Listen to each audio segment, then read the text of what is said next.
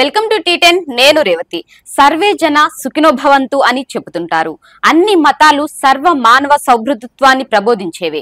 అయితే మతం పేరు చెబుతూనే పరమత విశ్వాసులపైన సెక్యులర్ భావాలు కలిగిన వారిపైన తమ మనోభావాలు దెబ్బతింటున్నాయన్న పేరుతో మతోన్మాదాలు ఆగడాలు రోజు రోజుకు పెరిగిపోవడం ఆందోళనకరం.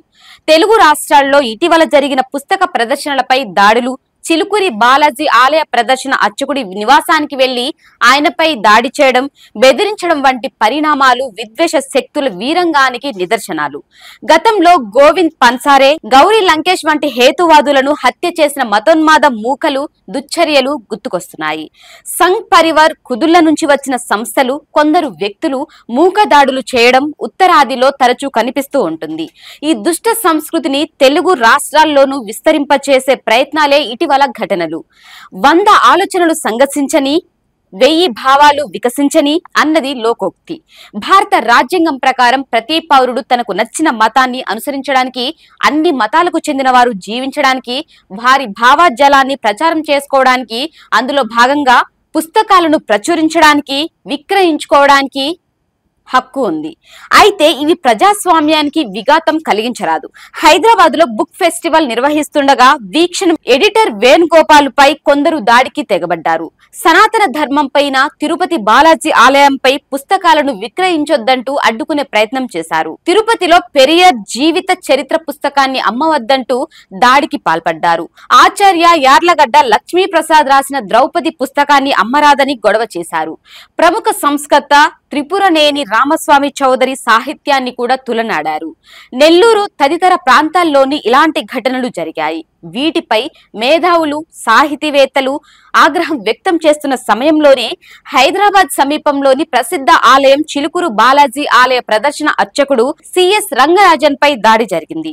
రామరాజ్యం పేరుతో సంస్థను స్థాపించిన వీర రాఘవరెడ్డి సుమారు 20 మందిని తీసుకువెళ్లి కస్టడీలోకి తీసుకుంటున్నామంటూ ఆయనను ఒక చిన్న గదిలో చుట్టుముట్టి పిడిగుద్దులు గుద్దారు.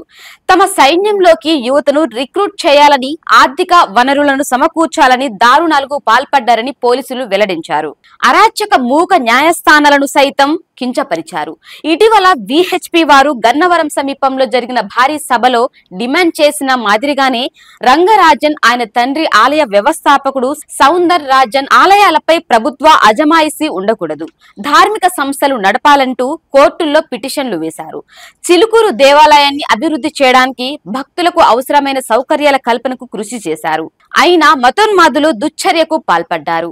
మెజారిటీ వాదం పేరుతో మత ఉన్మాదాన్ని పెంచి పోషించే దుశ్చర్యల ఫలితమే ఇది. పుస్తకాలను, సినిమాలను అడ్డుకోవడం, ట్రోల్ చేయడం, రచయితలను, కవులను, మేధావులను కించపరచడం లాంటి దుశ్చర్యలకు తెగబడుతున్న మీనమేషాలు లెక్కించడం, ప్రత్యక్షంగానో పరోక్షంగానో సహకరించడం బీజేపీ, దాని మిత్రులు అధికారంలో ఉన్న చోట పరిపాటిగా మారిపోయింది. అటువంటి పరిస్థితి వల్ల అరాచక మూటాలు పెచ్చరిల్లుతున్నాయి. రాజ్యాంగంలోని భావ ప్రకటన స్వేచ్ఛకు విఘాతం కలిగించే ఏ చర్య అయినా దుర్మార్గమే.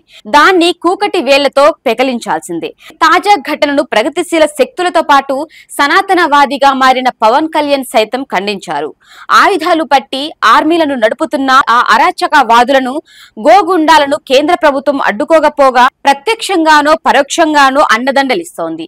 ప్రజాస్వామ్య అభ్యుదయ సాహిత్యానికి, భావాలకు నిలవైన తెలుగు రాష్ట్రాలలో ఇటువంటి మతోన్మాద చర్యలకు చోటు లేదని చాటి చెప్పాలి. ప్రగతి కాముకులు, లౌకిక ప్రియులు, శాంతి సామరస్యాలను కోరుకునే వారందరూ ఒక్క గొంతుతో నిరసించాలి. దీనిపై మీ కామెంట్ తెలియజేయండి. ఇది ఇవాల్టి న్యూస్. చూస్తూనే ఉండండి టీ10.